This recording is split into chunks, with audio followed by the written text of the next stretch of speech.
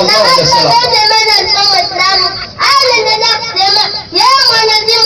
Alikutana Waislamu katika zamani huko, yani katika Taurati, Zaburi na Injili, Uislamu umepatikana ndani yake.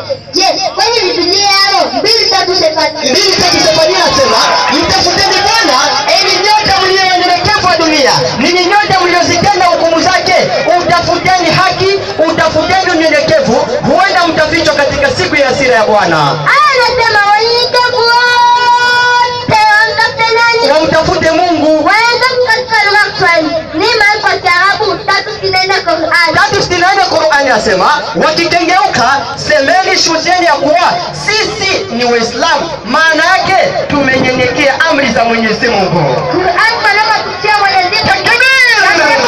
Maana neno Uislamu kuwa ni kunyenyekea sheria za Allah.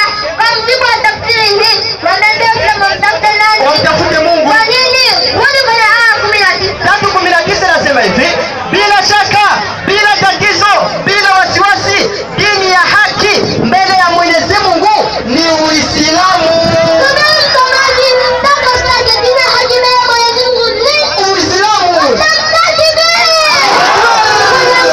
Tunakunja, tunatikisa.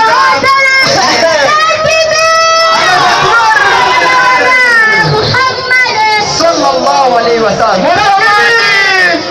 Ni dini ya haki na ni ya kweli.